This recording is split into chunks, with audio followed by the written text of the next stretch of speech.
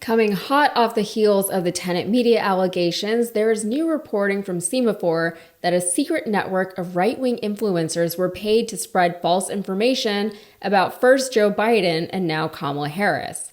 The people involved in the network are anonymous, except for one, and don't worry, we'll get to who that is in a bit.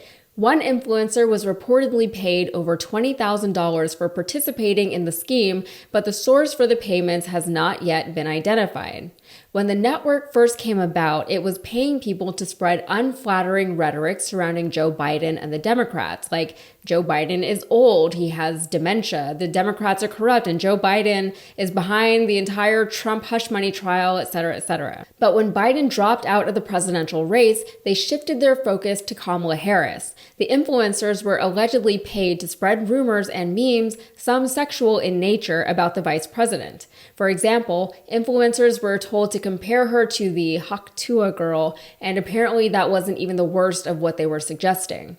So who is the one person involved who is no longer anonymous? It is none other than our old friend, Republican representative from New York, George Santos. Santos was on the Zoom call with the anonymous network. They were using fake names and they had their cameras and microphones off, but at one point, Santos did turn on his microphone to object to what was being said, and then he left the call. A few days after the call, Santos tweeted, "Oddly enough, conservative influencers talking about Kamala's sex life and race." He also said, "Please God, make it stop. I don't pay my bills or fill up my car with this nonsense." Meanwhile, how are things going for the tenant stooges? Well, Taylor Hanson, not the Taylor Hanson of Bop fame, recently tried to claim that he was being victimized and censored for his affiliation with the now disgraced media company. He posted on X, and I just got permanently banned from YouTube. He posted a screenshot of a notice he'd received from YouTube, which said one of his channels had been removed from the platform,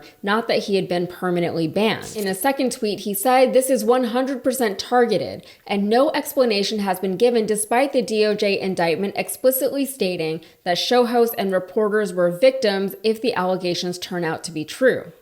Here, he's repeating a line that so many of his colleagues have already trotted out, that they were victims in this whole thing. And to be fair, the DOJ did say that the influencers were not privy to where their money or their talking points were coming from. The influencers, however, are now in a tricky situation of denouncing their former affiliation while also convincing people that they can and do think for themselves. Anyway, this effort to play the victim backfired on him when YouTube pointed out that Hanson had shut down the channel himself. In a message, Team YouTube clarified, saying, "Hi there, wanted to jump in and clarify. The screenshot you shared shows a notice we sent on September 5th after the termination of Tenant Media and associated channels, including a Taylor Hanson channel with 0 uploads or subscribers." They went on to say, "It looks like a separate channel, Taylor USA, was deleted by its owner on September 6th. So yes, YouTube did take down the Tenant Media YouTube channels and channels associated with Lauren Chen. In a statement, YouTube said this, "Following an indictment from the U.S. Department of Justice and after careful review, we are terminating the Tenant Media channel and 4 channels operated by its owner, Lauren Chen, as part of our ongoing efforts to combat coordinated influence operations." Hanson is now claiming that he hadn't deleted anything and that he's working with YouTube to figure out what happened. He called the idea that he would delete his own channel laughable, so I guess we'll see if he can get his channel back from the dead, whoever killed it. Now, for transparency, I'm not cool enough, nor do I have nearly enough followers on social media to ever be invited to a secret anonymous influencer Zoom, and that's fine. I'm not saying I would like to be. But what's always been interesting to me is how public figures are often told exactly what to say as far as messaging, and then they just say it. Maybe I'm spoiled here at TYT because that doesn't happen here. We don't have these big messaging meetings where we are told what to say about certain topics and how to say it. We figure that stuff out for ourselves, and so at least we know, and now you know, that whatever any of our hosts are saying, it's coming from us. So the notion of sitting on a Zoom call speaking to a bunch of secret people who are telling you what to say is so bizarre to me. Even for the tenant media influencers, according to the DOJ, they really didn't know where the money they were being paid was coming from. They thought it just came from Tenant Media, which they thought was a legit company because their money was it was being funneled in from Russia through a shell company. That's one thing. But they were still parroting Russian propaganda. Where did they think all of that was coming from?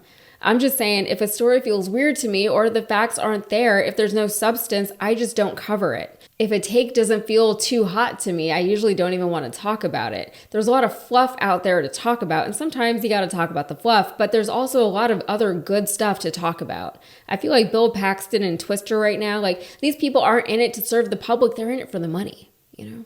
It's no good. All right, that's it for me. If you got anything out of this, please like the video and subscribe to the channel for more. Thanks. Bye.